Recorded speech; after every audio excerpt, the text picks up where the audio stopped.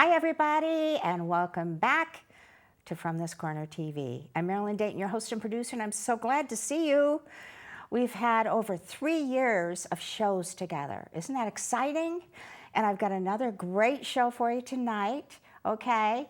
And I'm going to tell you about that. But first, I want to remind you, we're not here just to entertain you. We're here to bring topics that are of interest to you and that help educate you, as you well know. Okay, so tonight we're going to do a little bit of all of that, I think. So let me ask you this. Would you love to learn how to handle stress and pain? Okay, that's not fun, but it's true. We all have stress and pain. And actually change your relationship with yourself. I've been doing this on and off lately, and it's kind of cool. So we're going to find out today a little bit more about that because our guest has done that in her life, and she helps other people do that. Her name is Dr. Bridget Cooper, and she has written 5 books, all spread out in front of us here, and we're going to be talking about all of them. 4 bestsellers on communication, conflict, change, and empowerment. Important things in all of our lives. And her latest, Little Landslides, which I've got here and I have read, is an amazing book about her life, about overcoming heartache and hopelessness with the power of the mind and the spirit to carry you upward. We all need to be lifted up. So, amazing book. She's a good, great writer. Thank you. All right, so welcome to the show, Thank Dr. you. B. Thank you. It was so nice Okay, to see you. I got to ask you this. Yeah. You're a cage rattler, Yes. change strategist, and thought shifter. Yes. And, okay.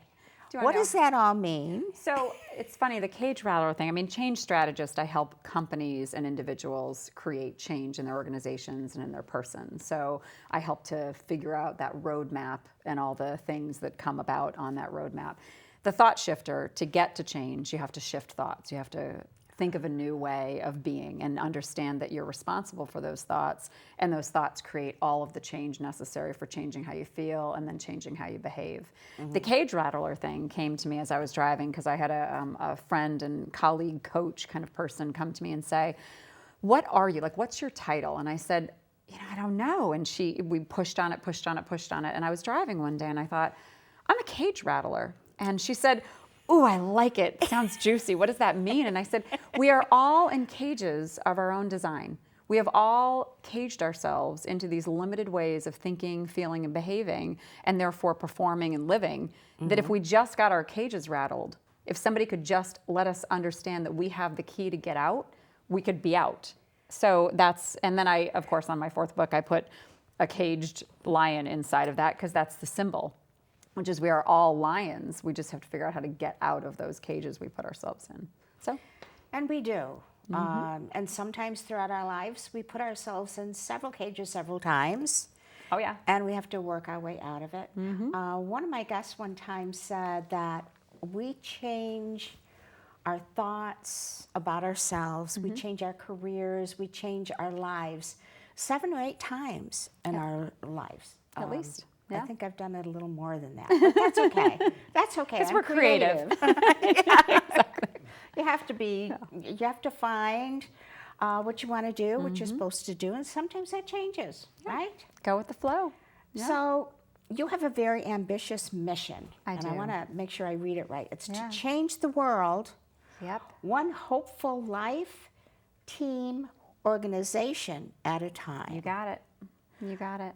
So let's take the 3 of those and talk about that. Okay, so organizations are made up of people. They're not entities unto themselves, so they're made up of people. So when I go into an organization, I'm looking at the organization as a whole and as a system of relationships that are functioning together. But I'm also looking at each individual within the organization and the role that they're playing and how they're creating or not creating success for the organization. And that starts at the entry-level person all the way up to the CEO. So looking at how the entire organization is functioning together.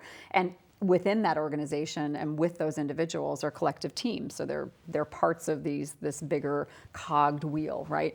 So I look at all of that and try to figure out, okay, where are the pain points, where are the problems coming from, and how can I step in to help provide a mirror, to hand them the keys to those cages that we talked about, so that they can create that change and live abundantly, prosper within their companies, and reduce some of the conflict and chaos that is defining a lot of companies and organizations.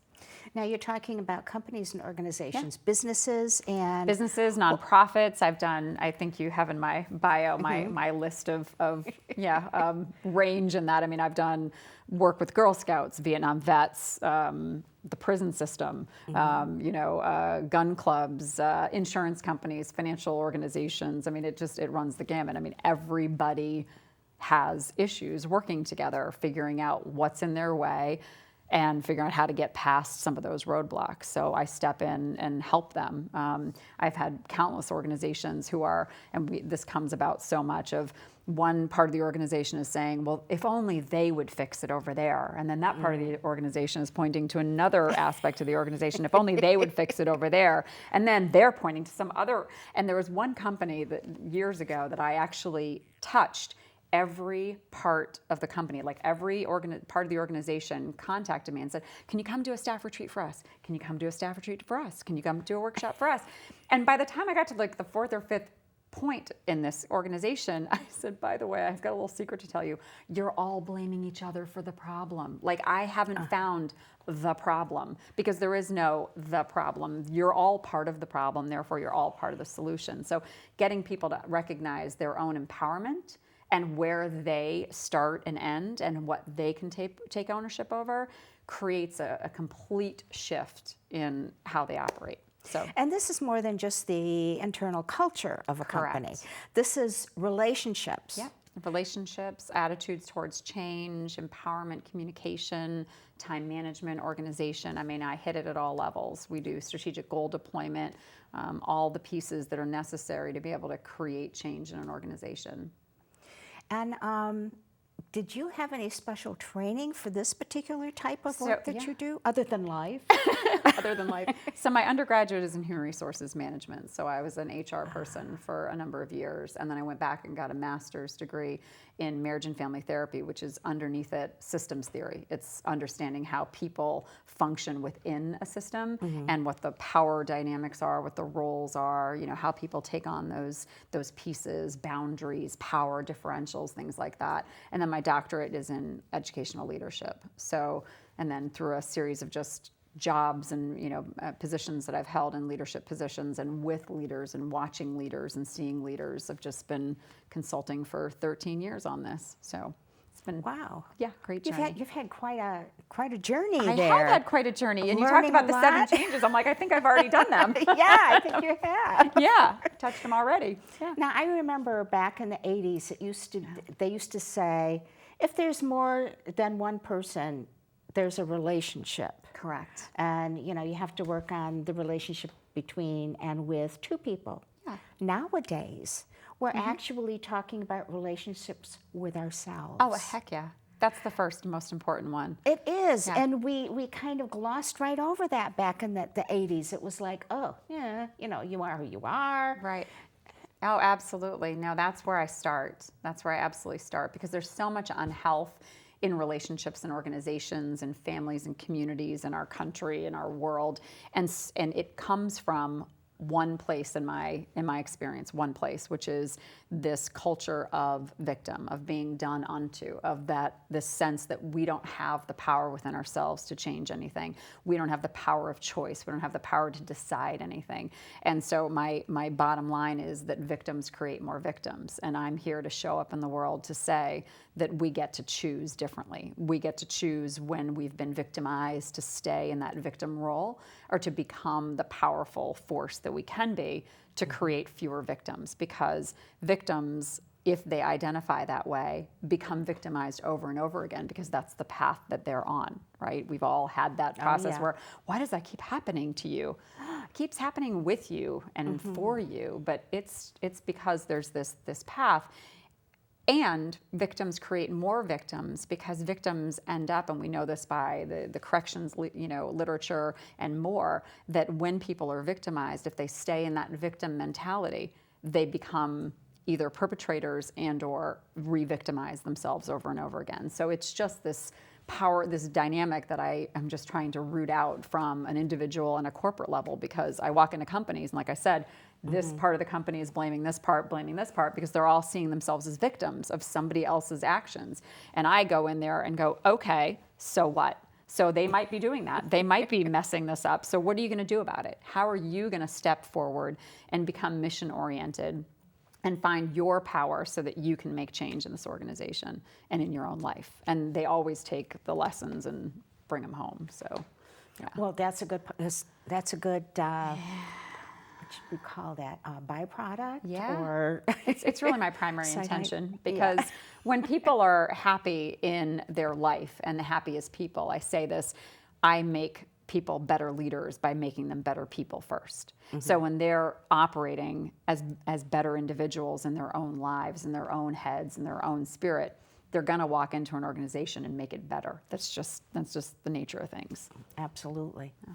Yeah. It's a friend of mine, Liz Detterer. Do you know Liz? Oh, absolutely. Love her. She's got this statement. She says, "Holy shift." Yes. You know? Holy shift. Yep, absolutely. I love it. And I did a little work with her too. And we were in the conversation. It was supposed to be several hours. I think we were into it less than a half hour. Yeah. And that's what I experienced. And I said, "Oh, this is what you're saying." She says, "Yes." And she told me later, she says, "It struck me. Now what are we going to talk about?" Because she got it. She already shifted, right? Yeah, I did. Yeah. And you know, when someone like yourself goes into a company and you're looking at this dynamic of pain, problems, defensiveness, personal crises, you know, everything that exists there with these people. This is not something you can do overnight. Oh, heck no. No, it took a whole lot longer than a day to manifest, so it's going to take some time to root out. But the source of that is I come at it from two perspectives. One is empowering individuals to have this thought shifting, to be able to see their power within any given situation, any given dynamic, and know where they begin and where they end, so that they can give up trying to change other people and take responsibility over changing themselves. So it's at the individual level. And then from a structural perspective, I hit it from the leadership perspective. So I do a lot of work with leadership assimilation and how the leader can create, you know, a good team, set a positive tone, you know, set a mission that people can follow and jump onto, because when they're led well, and they're empowered strategically, change occurs much more swiftly. But if you don't get both of those things working together, then whatever the intervention is, whatever the work that we're doing together can fall to the wayside. And it'll walk out the door with you when you leave. Right. Yeah. And that does me no good, because I again want to change the world. So if they're not helping me, you know, if they're standing in the way of their own success, then that's not going to get us across the finish line. So what kind of a process, time-wise, is this? You go in and you start working with them, and you work with them for several months? It depends. It absolutely depends. So some companies have me come in and they just want to, the leader has had experience and they need somebody to kind of kick off and make the statements that they need to stand behind and be able to refer back to me as the person the powerhouse who walked in with the dynamic message and the irreverent sense of humor and, you know, the catchwords, and they're going to take it. And so he and I, or she and I, consult on the backside quietly, and while they take charge of the initiative. And then it'll run all the way from that end to they've got me engaged for a year and a half to be able to move change, because they've got a culture in crisis, they've got layoffs, or they've got reorganizations happening, or buyouts, or whatever that's going to thwart their process, and they need somebody on the ground, on site, or partially on site to be able to be that sounding board, kind of an organizational psychologist, as it were. So, yeah. I can see of all of the different dynamics that you do run into, given the fact that we are all so different. Yeah. You've got a lot of different personalities, and you've got leaders, you've got managers who may not be managing well because they've got things in the way. Correct. You're fighting egos, you're fighting people who are carrying around their pain on their back in a backpack and their problems, and they're weighing them down, and they can't seem to climb out from under that. Right. I mean, this is quite a job you're talking is about quite a that you job. have to do. I love it. I absolutely love it. The juicier, the better. It's funny because some of my colleagues who, they'll be doing some, one-off gig, or they're doing a different kind of work with an organization, and they run into this problem, and they call like the bat phone, the Bridget phone, and they're like, oh my God, have I got the problem for you? And they do it, and they know that when they're going to call me is when it's juicy and hard, and I'm going to get messy and in the mud. And the more that is, they're like, the more I need to call Bridget. If it's easy and it's simple and it's just, let's just shift this, let's just reorganize this, let's just do this, they're like, Bridget could do this, but she's not going to have much fun. But when it's messy and dramatic, and I mean, the more chaotic it is, the more I want to get in there and wrestle with it. So it's kind of perfect for you, isn't it? It absolutely is. It absolutely is. And you brought up little landslides right in the beginning. I mean, my why and my background just lend themselves really beautifully to that kind of work. Well, why don't we talk about that? Well, we can. Because here, once again, is her book. She has written these other ones, but this is about her. Yep. And you feel like you're right in there with her because she just puts it all out on the table. I do. And talk about pain and overcoming. Yeah. Pain. Yeah, absolutely. Tell us your story. Yeah. So, to talk about little landslides, I have to talk for a moment about the first 4 books because they tee it up. And the way that they tee it up is that the first book, Feed the Need, is about communication. Oh, yeah, there she can grab it. Is on communication conflict, which is... Feed the Need. Yeah, there you go. There Feed you the go. Need. And Feed the Need is about looking at conflict and communication in a different way, understanding that everybody comes with a core set of needs. And when they aren't being met, they're going to act in disruptive, destructive, dysfunctional ways that are going to disrupt things in an organization, in a relationship, in a home, in a community. And so looking at that and taking account of your own needs and also respecting the fact that other people have their needs that are operating and sometimes in conflict gives you a better, more respectful perspective on what that looks like. So I wrote that book to kind of say, okay, this is how I think about the world. This is how I'm coming at you, companies, organizations, so you understand my basis. So if we can kind of play together, if you can see the utility of this, then we can play together.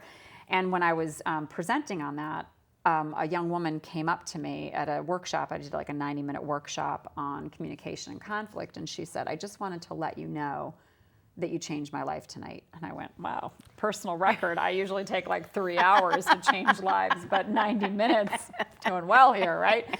So anyway, I said, you're gonna have to tell me more about that because that's pretty amazing. And she said, you gave me the tools tonight to face a girl who's been bullying me at school for a while. And I feel like I can go in there and I can hold my head high and I can manage her tomorrow. And I haven't felt like that. Oh, wow. And so she said, and then she followed that up with, do you have this book in teen edition? I was like, oh my God, you are brilliant.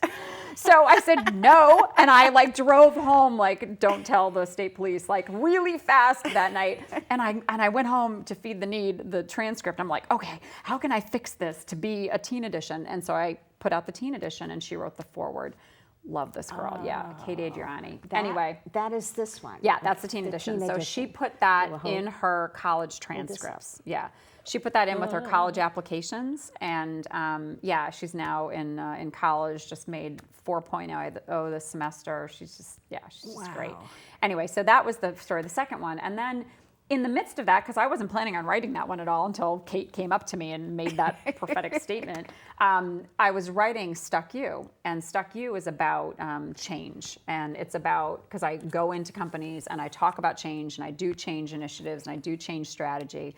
And so Stuck You, and which my daughters were horrified, by the way, that I called it Stuck You. Stuck You. Yeah, okay. But it's Stuck University because there's a period after the U. Yeah, but I yes, see it's that. edgy. It's edgy. But it's about the change process and how you can manifest change from the inside out, from an individual perspective within a contextual perspective. So it's a guide for individuals and for companies at the same time. So when I go into a company and I'm doing a change strategy initiative, I bring that book and they give it to their employees and they walk through the change process together.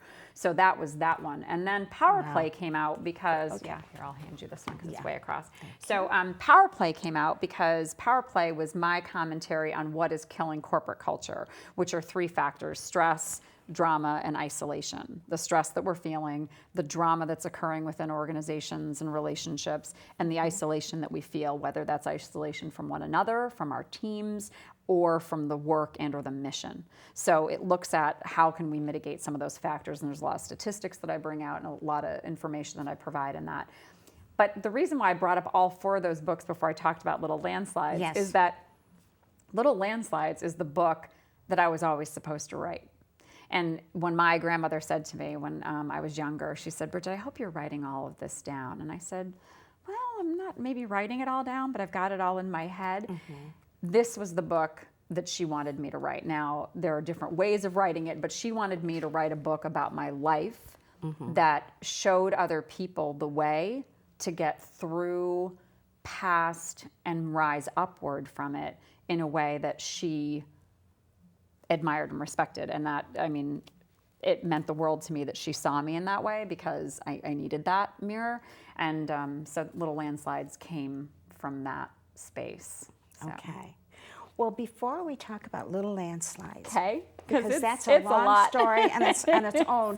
And I think what is. we'll do is we'll talk about that in the second half of the show. But this Power Play, I see the lion shows up quite often with you. There's a lion there peeking through the cage. Yep. And it says, "Taming the World Circus from the inside out." Absolutely, yeah. Because again, I'm biting a whip on the back picture, which everyone gets a kick out of. I just looked at that picture with her biting a whip. Biting a whip, yeah, it is. It's a bull whip, everyone. So, but yeah, lions are, and I talk about this jokingly in a lot of my presentations. But when I ask people, about different animals, they're different token animals. The 2 animals that I see that are most in contrast in organizations and with individuals are the squirrel and the lion. So the squirrel is it's got this frenetic, indecisive, all over the map energy. A friend of mine puts on his tagline on his emails, "The road to indecision is littered with flattened squirrels," right? Because squirrels are just, they're running in the way and then they're like, "Oh, wait, no, I want to go the other way." And then they go that way. And so, and I used to joke, and I still do this on stage a lot, is I talk about my mother being a squirrel on Ritalin or something. She was so, had this vibrational energy where you just, And what happens when you have a squirrel mentality, when you're coming from a squirrel perspective, is you don't have the power of decision. You don't have the power of intention. And so the contrast between the lion and the squirrel is that the squirrel is not calm enough, clear enough, intent enough to be able to bring their full power into any moment. So they're flitting about and getting run over in the process.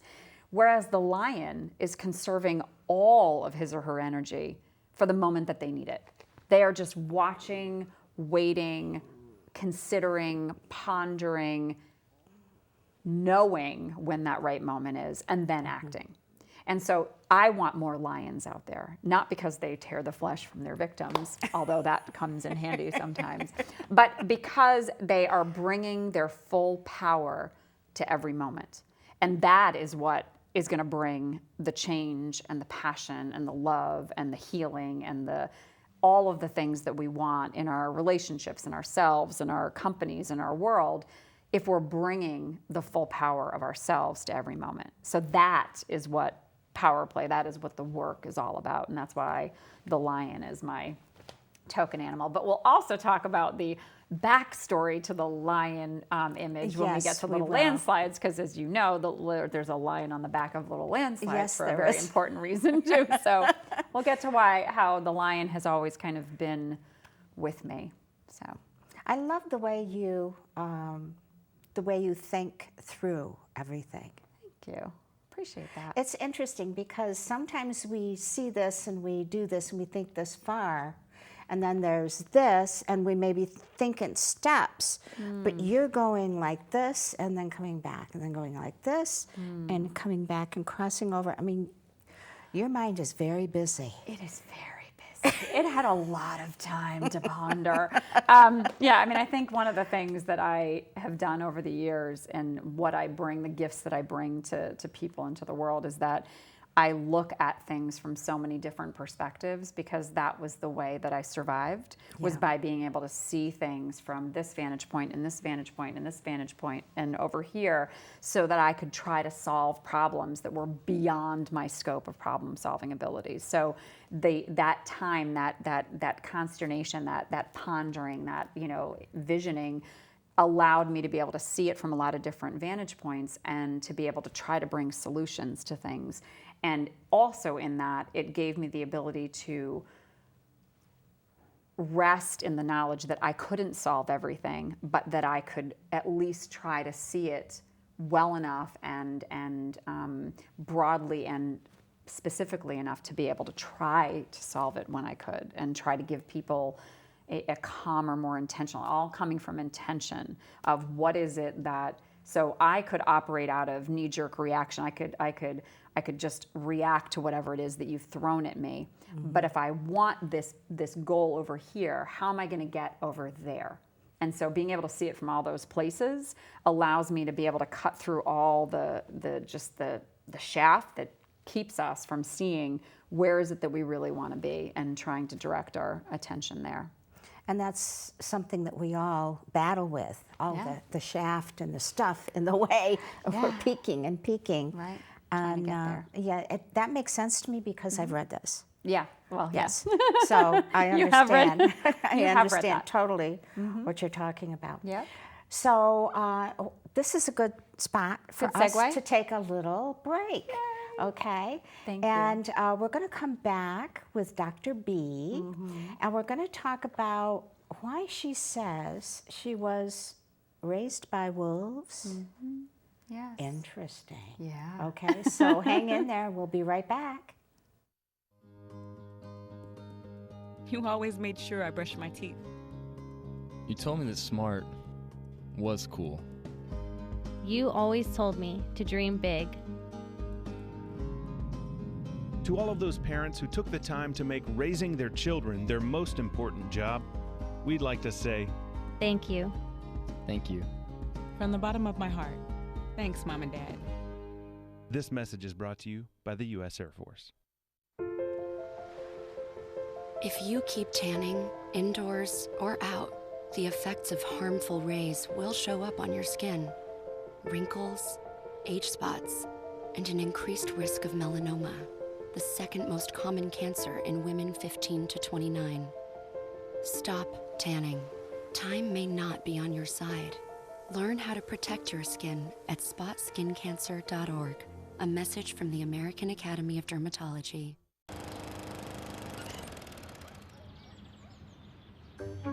You'd do anything to take care of that spot on your lawn. So why not take care of that spot on your skin?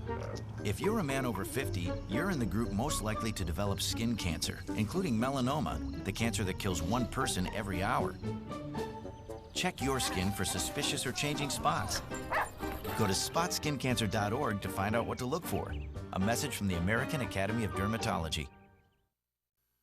Oh, hey, bud. Where are you headed? Just gonna hang out. With Gary and Todd? Yeah? I've been meaning to ask you, is there any drinking going on in this crowd?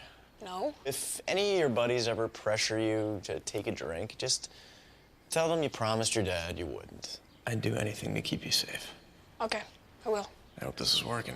I promise. Love you too, Dad. They really do hear you. For tips on what to say, visit underagedrinking.samhsa.gov. Dr. Bridget Cooper, and we're going to hear her amazing story. And once again, you know, you can find her books on her website, okay? And she's an amazing writer. you. And the Feed the Need is in both teen and adult formats, okay? So a lot of teenagers out there going through a lot of things. Yeah. And that book would most probably help them. Yeah. Okay, so keep that in mind. Prevent all the problems. Yeah, if only if somebody had handed me Feed the Need when I was a teen, I can't tell you how many bad relationships I would have avoided. I can't tell you how many things I would have just, I mean, not that I wouldn't have screwed up things, because Lord knows I would have, but I would have really been able to prevent a lot of pain in my own life by being able to see things in a way that gave me more health and more empowerment and more clarity about the whys, like where all that stuff was coming from. And that would have helped me. So it's my gift back to try to, prevent some of that. And I think it's great. It's needed. Okay, let's talk about this Raised by Wolves. Okay. Yeah, so it leads right into Little Landslide. So a friend of mine, Ann Hampton, has used that phrase a lot. And when she said it, I said, we are soul sisters. Because being raised by wolves is just this, harsh reality of fending for yourself at some level and trying to figure out how to navigate the world without people who are really protecting you or guiding you in any way, but just kind of, let's just nomadically wander through the world and figure things out as we go. And that was really my upbringing, was this rough and tumble kind of figure it out. Yeah, just go, and being thrown to them. The wolves, as it were, to be able to figure that out. So that's what I did. And when you read this book, you should read this book, okay? You have to read it slowly because it pulls you right in. You're just such a wonderful writer. Thank you. You express yourself so well that you're pulled right in, and you find yourself holding your breath. Yeah, it's a hard read.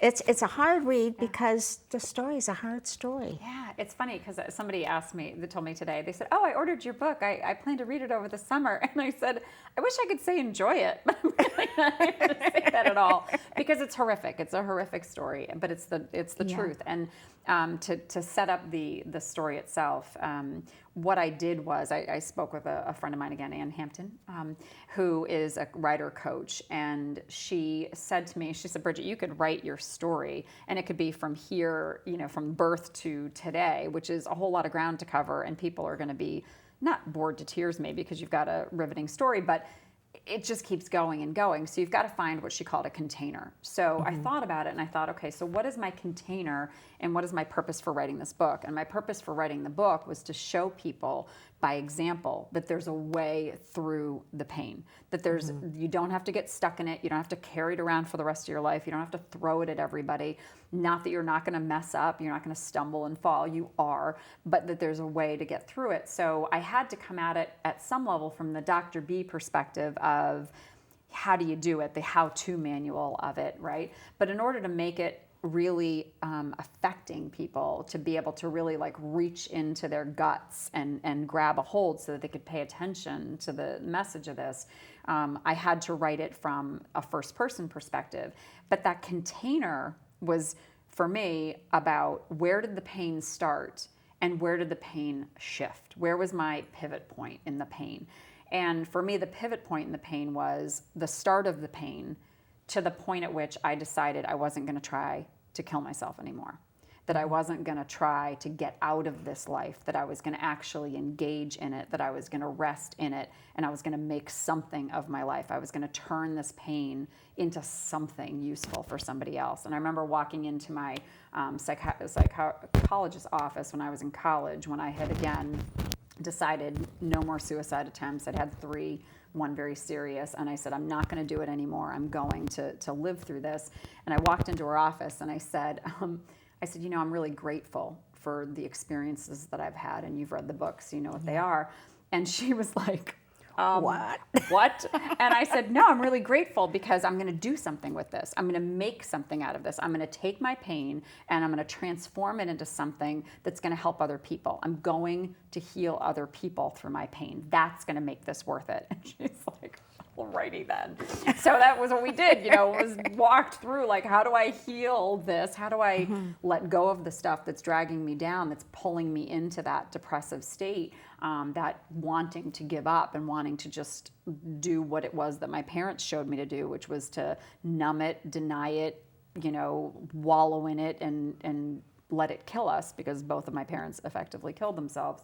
And how do I go about moving beyond that? So that was the container, and in that container, in those stories, I knew that in order to affect people the way that I wanted to affect them, I had to crawl up in my skin at those ages and tell the story firsthand. I had to have the readers see what I saw, feel what I felt, think what I thought, so that they could really be moved by it, to understand that I wasn't just going, and then when I was 3, this happened, and then because then it's like the pain's over here and you can't really get up to it.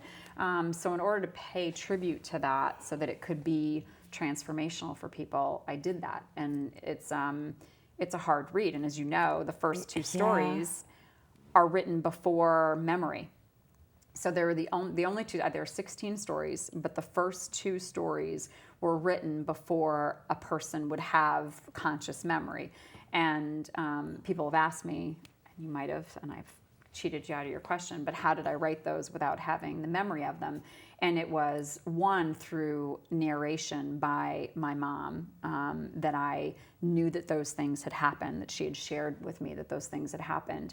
But also I just sat and I said, I have to trust that the body remembers what the mind chooses to forget, that the memories are in me, right? Yeah.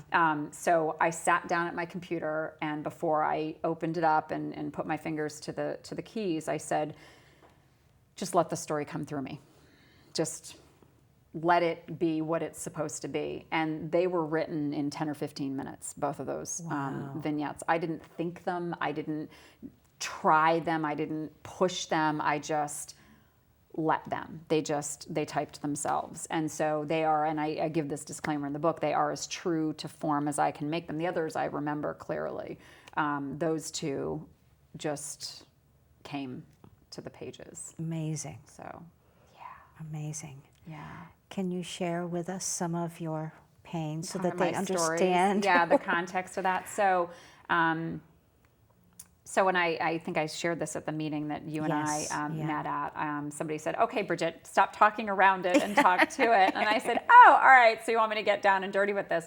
So my father began beating me when I was 8 weeks old for the first time. And those beatings continued until he stopped living with us when I was about 2.5.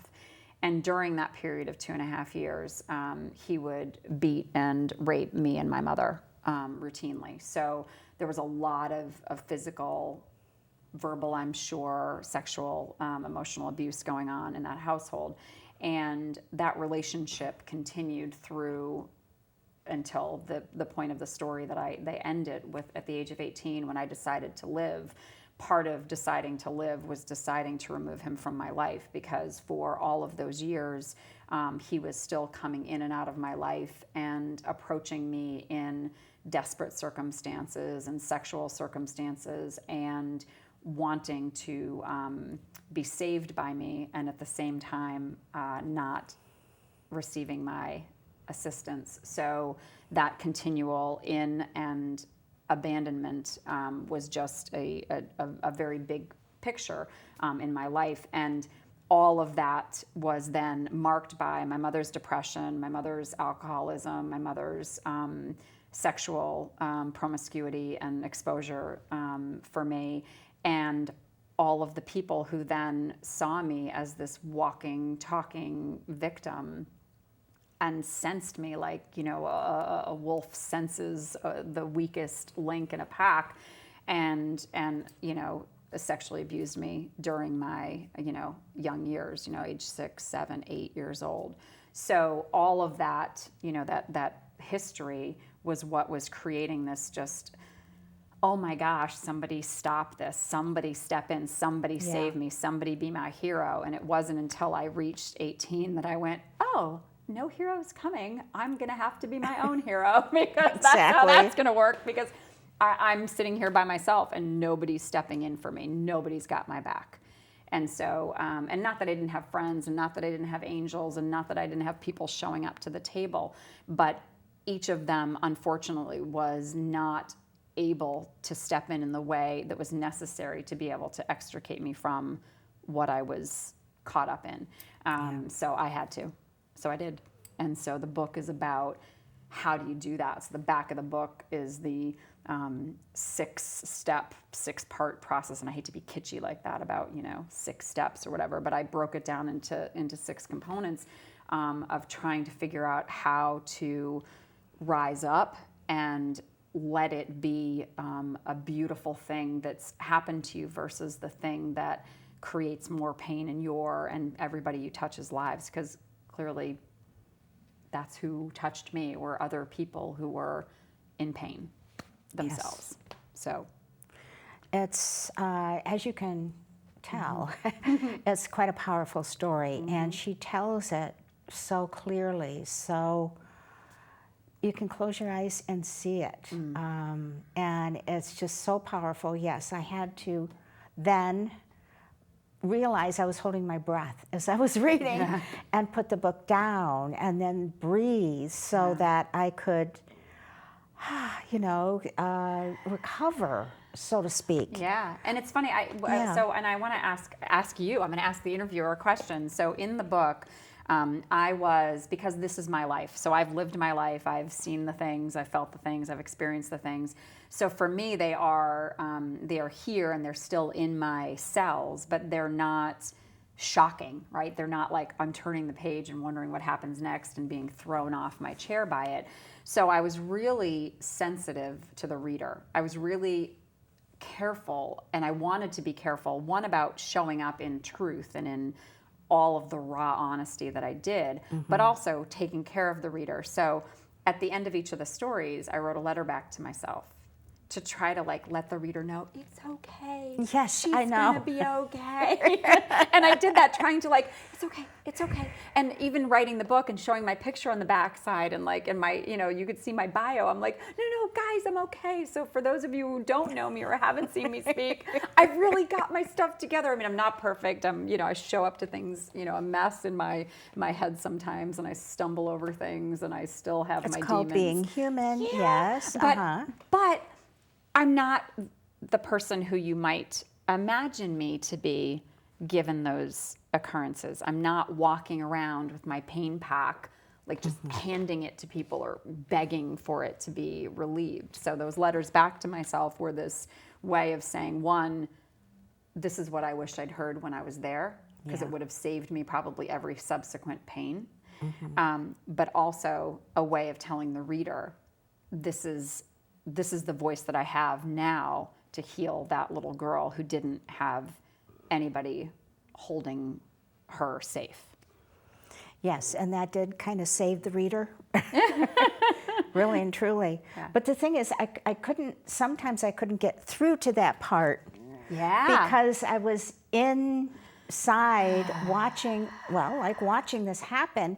Yeah. And I couldn't do it. I had to stop. Yeah. I had a number of people who actually contacted me, empaths, people who, one, have had, and I put a full-page disclaimer, as you know, in there that says if you have an abuse history, you're going to need to line up the troops, figure out the resources, have a speed dial person, you can call, because it's legit, it's hard stuff, but at the same time, empaths who feel like we feel, who can experience the pain in real time, had to step back from it. I had several people who were readers, because I had 30 some odd, I think 38 people read it before I went to print, because I wanted to hear from them.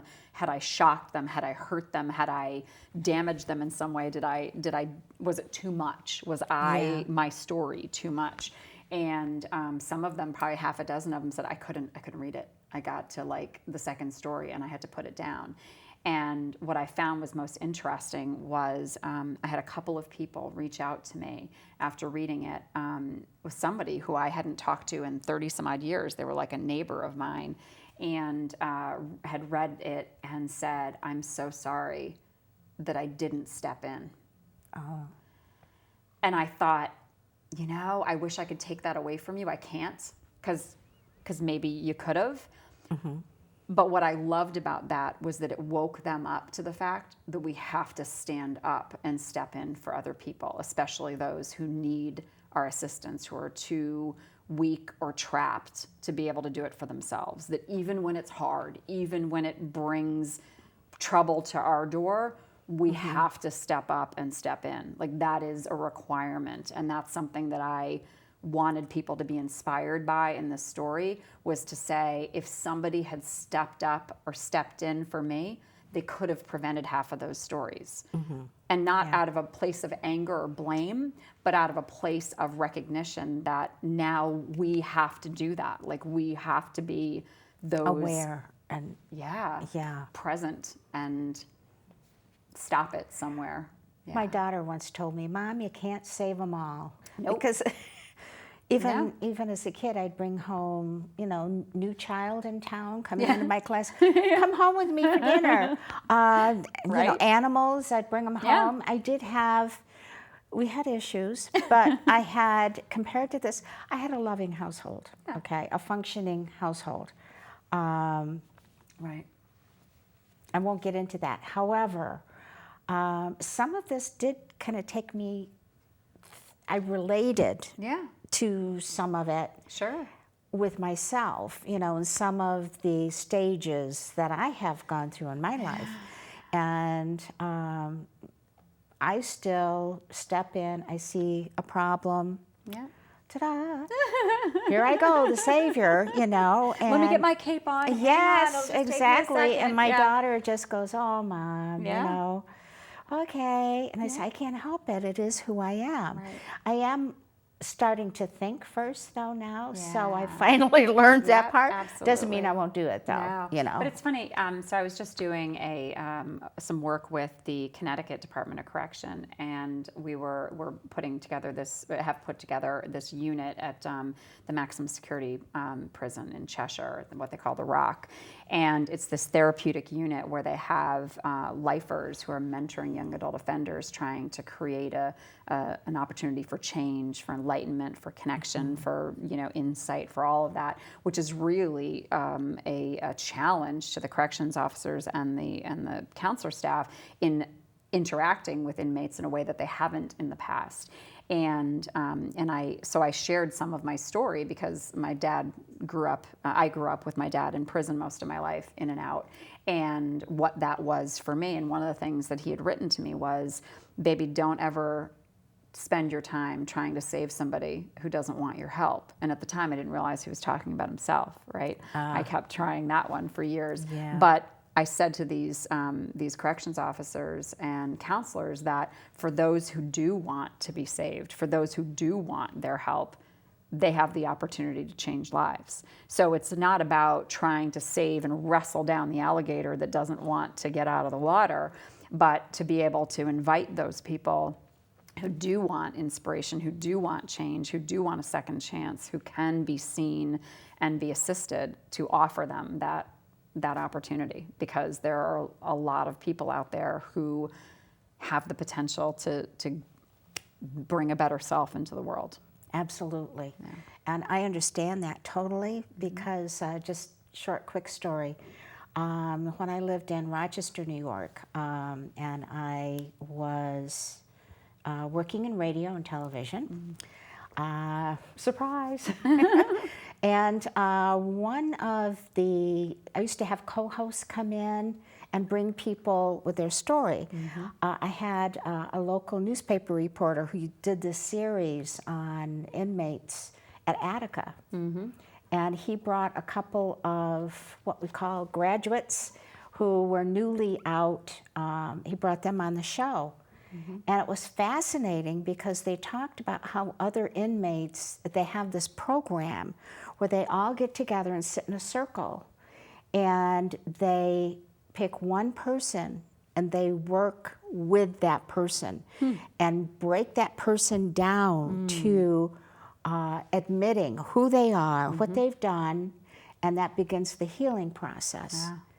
And this one guy was sitting there talking, and he says, "Yes, I I killed my wife and 2 children years ago. And I'm going, oh my God. But wow, had he come a long way.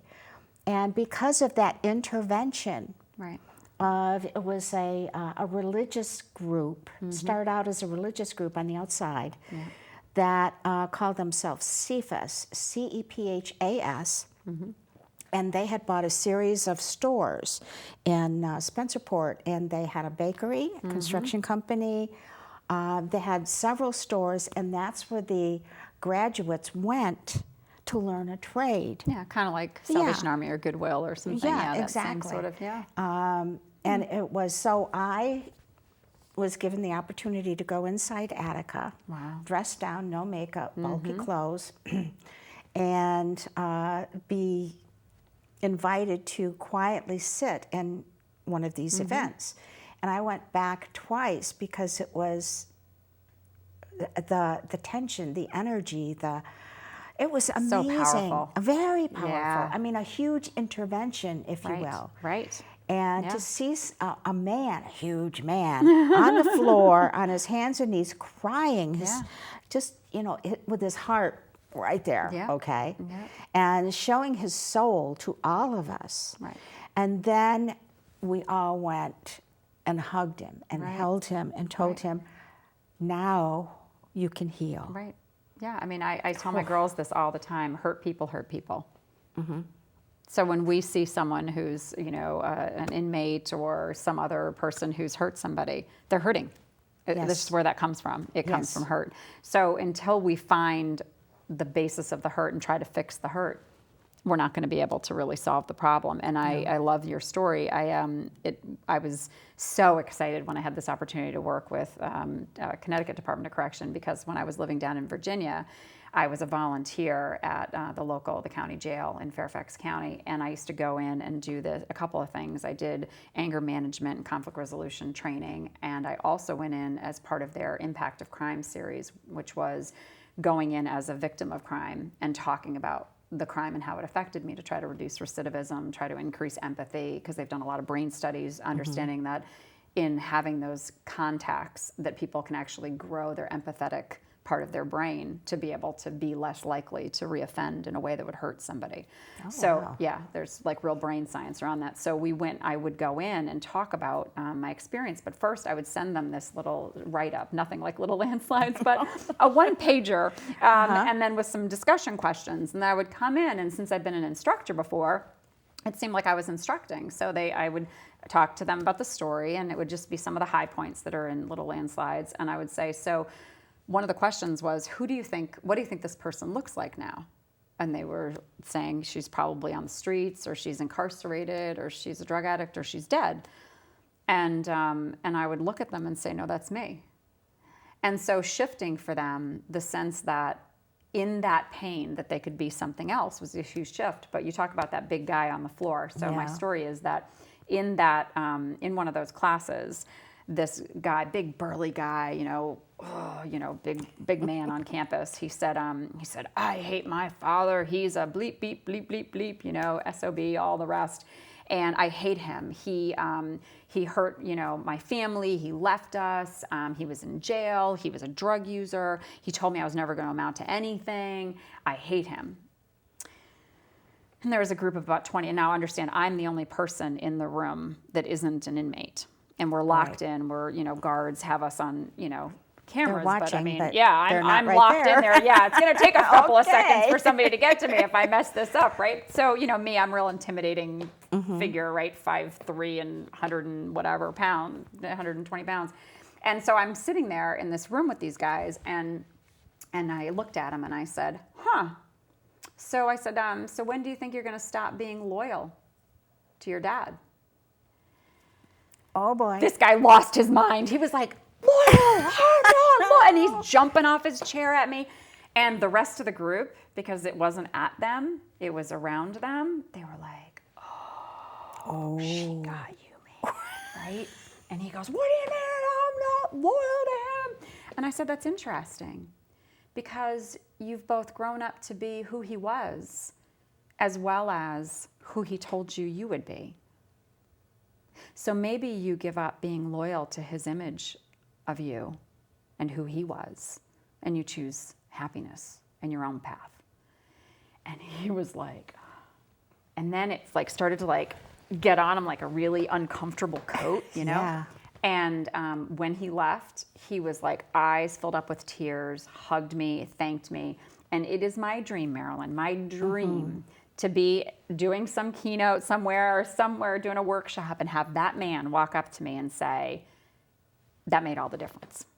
Because that was such a powerful moment of recognizing how loyal we become to the pain that we've suffered, how loyal we become to the image that was created for us by somebody who was in an undefinable amount of pain and placed that on us as our own lens. And then we operate through it and under it. And then we wonder why our lives are chaotic and painful and damaged and broken and hard.